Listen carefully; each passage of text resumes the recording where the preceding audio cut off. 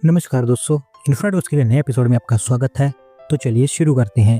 पहली खबर की शुरुआत करते हैं मध्य प्रदेश से, जहाँ पर दोस्तों Indore multi modal logistic park के अंदर भी एक डेडिकेटेड कमर्शियल जोन भी सेटअप किया जाएगा।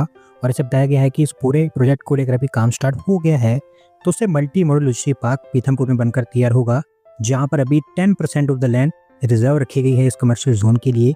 इनके अराउंड 11 से 12 हेक्टेयर के एरिया में ये कमर्शियल जोन बनकर तैयार होगा। इसके साथ साथ आपको ये भी बता दूं कि इस लॉजिस्टिक हब के ऊपर ग्राउंड वर्क भी स्टार्ट हो चुका है। Warehousing, specialist cargo, cargo aggregation, free transport और मल्टीपल लॉजिस्टिक फैसिलिटीज यहाँ पर बनकर तैयार होंगी। एमपीआईडीसी को यहाँ पर पूरी लैंड का पोजीशन मिल चुका है। एचपीवी का भी फॉर्मेशन हो गया है और अभी क्योंकि काम स्टार्ट हो गया है, तो एक बार जब ये बन जाता है तो हमें और चीजें क्लियर होती हुई दिखाई देंगी। अगली दोस्तों अपडेट हाइपरलूप को लेकर है, जहाँ पर दोस्तों बीईएमएल और तूतुर हाइपरलूप दोनों के बीच में हाइपरलूप को लेकर एक एमओयू साइन किया गया है। तो ऐसा बताया गया है कि बीईएमएल तूतुर हाइपरलूप के लिए जितने भी मैन्युफैक्चरिंग के काम हो गए वो सब हैंडल करेगा। दोस्तों तूतुर हाइपरलूप एक आईआईटी मद्रास इंक्यूबेटर स्टार्टअप है और ये हमारे देश के उन गिने चुने स्टार्टअप्स में से एक है जो कि हाइपरलूप के ऊपर अच्छे खासे स्किल पर काम कर रहे हैं। ऑलरेडी इनके द्वारा एक टेस्ट तैयार कर दिया गया है आईआईटी मद्रास के अंदर, और अब क्योंकि पोर्ट नहीं तैयार हुई है तो उसी को लेकर इन्होंने बीईएमएल के साथ में टाई अप किया है, क्योंकि पोर्ट की मैन्युफैक्चरिंग बीईएमएल के द्वारा की जाएगी। सबसे पहले एक प्रोटोटाइप यहाँ पर तैयार किया जाएगा जिसका इस्तेमाल कार्गो और पैसेंजर दोनों ट्रांसपोर्टेशन के लिए होगा। मैग्लेव और एलआईएम टेक्नोलॉजीज को भी यहाँ पर इंटीग्रेट करने की बात की गई है। देखते हैं कि किस हिसाब से इस पोर्ट को तैयार किया जाता है। अगली दोस्तों अपडेट स्टील सेक्टर से है, जहाँ पर दोस्तों इंडियन कंपनी जेएसडब्ल्यू स्टील और जापानीज कंपनी जेएफसी स्टील ये दोनों मिलकर भारत के अंदर उनकी स्टील मैन्युफैक्चरिंग कैपेसिटी को और एक्सपांड करेंगे। और अभी यहाँ पर 5,845 करोड़ रुपए का प्लान वेल किया गया है।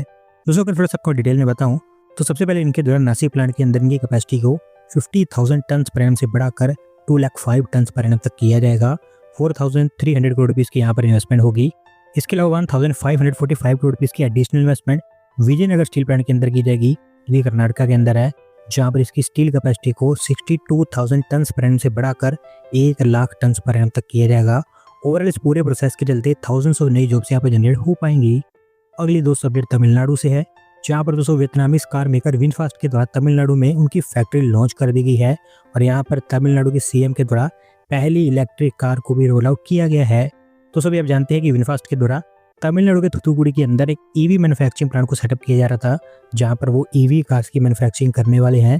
जस्ट 1.5 साल के अंदर अंदर इन्होंने यहाँ पर ये फैक्ट्री तैयार कर दी है और हमारे देश के अंदर बनाई गई one of the fastest car factory है। कुल मिलाकर 16,700 करोड़ रुपीस की यहाँ पर इन्वेस्टमेंट होगी, लेकिन पहले फेज के ऊपर 4,175 करोड़ रुपीस की खर्च कर रहे हैं। और initially 50,000 electric vehicles per year यहाँ पर प्रोड्यूस हो पाएंगे, जबकि आगे इसको बढ़ाकर 1.5 लाख पर ईयर तक कर दिया जाएगा। बताया गया है कि 3,000 के आसपास जॉब्स यहाँ पर पहले फेज के अंदर ही जनरेट होंगी। और दोस्तों तमिलनाडु स्टेट के लिए यहाँ पर एक एप्रिसिएशन भी है, क्योंकि इस कंपनी ने भारत में 6 अलग अलग स्टेट्स की 15 साइट्स को शॉर्टलिस्ट किया था और इवेल्युएट करने के बाद उन्होंने तमिलनाडु को शॉर्टलिस्ट किया है, जो कि डेफिनेटली तमिलनाडु के लिए एक अप्रिसिएशन है। अगली दोस्तों अपडेट दिल्ली से है, जहाँ पर दोस्तों दिल्ली असेंबली देश की पहली लेजिस्लेटिव असेंबली बन गई है सोलर पावर पर ऑपरेट होने वाली। क्योंकि यहाँ पर ऐसा बताया गया है कि 500 किलोवाट का एक रूफटॉप सोलर पावर प्लांट यहाँ पर सेटअप किया गया है। दोस्तों हालांकि ये काम हमारे देश के अंदर बहुत सारे स्टेट्स में किया जा रहा है, बहुत सारे स्टेट्स के अंदर ये काम इम्प्लीमेंटेशन स्टेटस में है, और यहाँ पर दिल्ली के अंदर ये काम सबसे पहले हो गया है। इसके लिए होगा ये कि एनुअली जो 1.75 करोड़ रुपीस का खर्चा इलेक्ट्रिसिटी बिल्स के ऊपर हुआ करता था वो ओवरऑल सेव हो जाएगा। अगली दोस्तों अपडेट महाराष्ट्र से है, जहाँ पर दोस्तों माजागन डॉकशिप बिल्डर्स महाराष्ट्र के अंदर स्पेसिफिकली मुंबई के पास एक फ्लोटिंग ड्राई डॉक को सेटअप करने जा रहा है, और इसके लिए उनको Maharashtra coastal zone management authority की अप्रूवल मिल गई है। दोस्तों फैसिलिटी स्पेसिफिकली नाहवा में बनकर तैयार होगी, जो कि जीएनपीटी पोर्ट के काफी पास में ही लोकेटेड है। और क्योंकि ये कोस्टल एरिया में बननी थी तो इसी कारण Maharashtra coastal zone management authority की अप्रूवल चाहिए थी। ओवरऑल 6 ब्लॉक्स यहाँ पर बनाए जा रहे हैं गुजरात के अंदर इसके कंस्ट्रक्शन के लिए, जिनको वहां से यहाँ पर लाया जाएगा और फिर उन्हीं का इस्तेमाल करके इसको बनाया जाएगा। शिप बिल्डिंग असेंबली ये मेन काम यहाँ पर इनके द्वारा किए जाएंगे। एक लॉन्चिंग फैसिलिटी भी यहाँ पर इनके द्वारा बनाई जाएगी, ताकि आगे चलकर जो भी शिप्स यहाँ पर प्रोड्यूस होती हैं उनको यहीं पर लॉन्च किया जा सके, उनको लॉन्च के लिए कहीं और ना भेजना पड़े। अगर सब कुछ प्लान के अकॉर्डिंग जाता है तो अगले साल के अंदर अंदर इनकी फ्लोटिंग ड्राई डॉक फैसिलिटी बनकर तैयार हो जाएगी। अगली दोस्तों अपडेट बॉर्डर रोड्स ऑर्गेनाइजेशन को लेकर है, जिन्होंने बताया कि वो यूनाइटेड लद्दाख के अंदर और कई सारे टनल्स और पासेस का कंस्ट्रक्शन करेंगे, और इसके थ्रू उनकी कोशिश है कि ईस्टर्न लद्दाख के हाई एल्टीट्यूड एरियाज में ईयर अराउंड कनेक्टिविटी को स्टेब्लिश किया जाए। दोस्तों लद्दाख आप जानते हैं कि काफी हिली एरिया है, और जितने भी वहाँ पर हाई एल्टीट्यूड एरियाज है जहाँ पर ज्यादातर बर्फबारी होती है, उनमें से बहुत सारे एरियाज ऐसे हैं जहाँ per year around connectivity establish नहीं है, क्योंकि बर्फबारी के समय रोड पूरी तरह से बर्फ से ढक जाते हैं। तो इसी के चलते यहाँ पर धीरे धीरे ऐसे कुछ प्रोजेक्ट्स प्लान किए जा रहे हैं ताकि ईयर राउंड कनेक्टिविटी स्टेब्लिश हो पाए। बीआरओ का कहना है कि बारालाचला और तांगलंगला इन 2 पासेस के अंदर टनल्स को लेकर प्लान्स काफ़ी एडवांस स्टेजेस में है। टनल अलाइनमेंट्स तैयार हो चुकी हैं, फाइनल सर्वे यहाँ पर कंडक्ट किए जा रहे हैं और जल्द इनकी डीपीआर भी यहाँ पर तैयार की जाएगी। और ओवरऑल अगले 5-6 सालों के अंदर अंदर ये टनल्स आपको यहाँ पर बनती हुई दिखाई देंगी। और क्योंकि दोस्तों ये बीआरओ का एक कॉन्स्टेंट प्रोसेस है, तो इस तरह के लगातार अपडेट्स आपको यहाँ पर अनाउंस होते हुए दिखाई देंगे। अगली दोस्त अपडेट आंध्र प्रदेश से है, जहाँ पर दोस्तों आंध्र प्रदेश के अंदर ऑलमोस्ट 18 साल पुराना चेर्लोपल्ली खंडम इंटीग्रेटेड टाउनशिप को रिवाइव कर दिया गया है। और अभी आंध्र प्रदेश सरकार और Visakhapatnam metropolitan region development authority के द्वारा यहाँ पर जितने भी लैंड इश्यूज थे उनको रिजॉल्व कर लिया गया है। दोस्तों इसका थोड़ा सा मैं आपको बैकग्राउंड समझाऊं तो चेर्लोपल्ली खंडम टाउनशिप एक काफ़ी पुराना प्रोजेक्ट है, जिसको सबसे पहले 2007 में प्लान किया गया था। उस समय डिसाइड ये किया गया था कि 86 एकड़ के एरिया में इस टाउनशिप को बनाया जाएगा और ये मेनली एक रेजिडेंशियल टाउनशिप होने वाली थी। और इनफैक्ट इसको लेकर 70 एकड़ ऑफ लैंड एक्वायर भी कर ली गई थी, जिसमें कोई प्रॉब्लम देखने को नहीं मिली थी। लेकिन जो बची हुई 16 एकड़ ऑफ लैंड थी उसके लिए लगातार लैंड ओनर्स और सरकार के बीच डिस्प्यूट चल रहा था। कई बार कोशिश की गई कि लैंड को एक्वायर किया जाए, लेकिन एक भी बार सफल नहीं हो पाए। पर फाइनली अब यहाँ पर इसको रिजॉल्व कर दिया गया है। अच्छी बात यह है कि अभी भी ये टाउनशिप प्रोजेक्ट फाइनेंशियली वायबल है और इसके ऊपर काम हो सकता है। बस उम्मीद यही है कि अब इसके ऊपर हमें कोई इशू देखने को ना मिले। अगली दोस्त अपडेट उड़ीसा से है, जहाँ पर दोस्तों उड़ीसा सरकार के द्वारा केओंझार स्टील प्लांट के लिए लैंड एक्विजिशन को अप्रूवल दे दी गई है। और अभी इसके चलते उड़ीसा के केओंझार के अंदर एक और मेगा स्टील प्लांट आपको देखने को मिलेगा। दोस्तों ये स्टील प्लांट JSW ग्रुप और साउथ कोरियन कंपनी पोस्को इन दोनों के द्वारा मिलकर सेटअप किया जाएगा। इनिशियली 5 मिलियन टन टन की इसकी कैपेसिटी होगी और ये देश के अंदर one of the biggest steel plant होगा। 40,000 करोड़ रुपये की इन्वेस्टमेंट के द्वारा पहले फेज के अंदर यहाँ पर की जाएगी। अभी ऐसा बताया गया है कि फिलहाल 2 लैंड पार्सल्स आइडेंटिफाई किए गए हैं, दोनों के दोनों केओंझार में है और दोनों अगल बगल में है। दोनों में ही इसको लेकर लैंड एक्वायर की जाएगी। अगली दोस्तों अपडेट एविएशन सेक्टर से है, जहाँ पर दोस्तों अडानी ग्रुप के द्वारा देश के अंदर 8 एयरपोर्ट्स पर एयर साइड डेवलपमेंट लॉन्च कर दी गई है। और अभी इसके चलते देश के मल्टीपल एयरपोर्ट्स के आसपास आपको एरो सिटी की तरह डेवलपमेंट होती हुई दिखाई देगी। दोस्तों भी आप जानते हैं कि अडानी एयरपोर्ट हमारे देश के अंदर कई सारे एयरपोर्ट्स को हैंडल करता है। उसी में से ही अभी 8 एयरपोर्ट्स को लेकर इनके द्वारा काम स्टार्ट किया जा रहा है, जिसमें मुंबई, नवी मुंबई, अहमदाबाद, लखनऊ, जयपुर, गुवाहाटी, बेंगलुरु और तिरुवनंतपुरम ये एयरपोर्ट्स इंक्लूडेड हैं।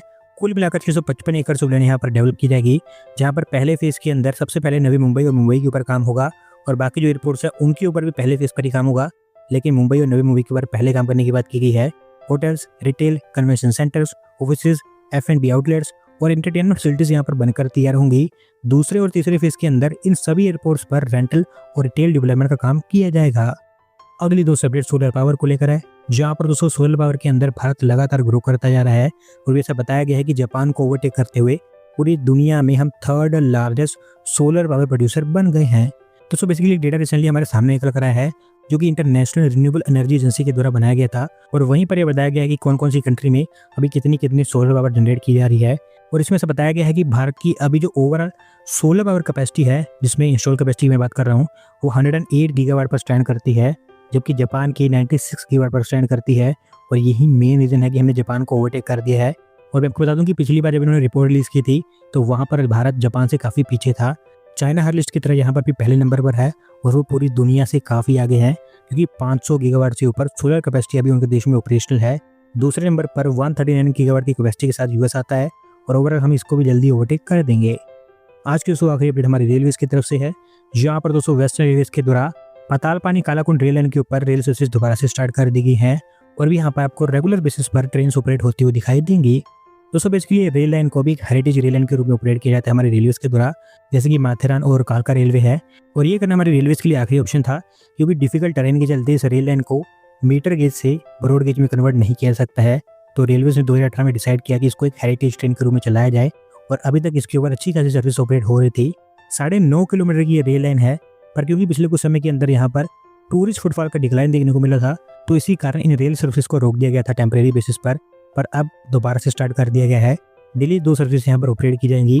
देखते हैं कि इस बार ये कितने लंबे समय तक ऑपरेट होती है। तो आज की वीडियो में बस इतना ही। अगर आप अपनी तरफ से अपडेट सबमिट करना चाहते हैं तो डिस्क्रिप्शन में दिए गए लिंक पर क्लिक करके सबमिट कर सकते हैं। और अगर आज की वीडियो पसंद आई हो तो वीडियो को लाइक करें, चैनल को सब्सक्राइब करें। दोनों वीडियो को देखने के लिए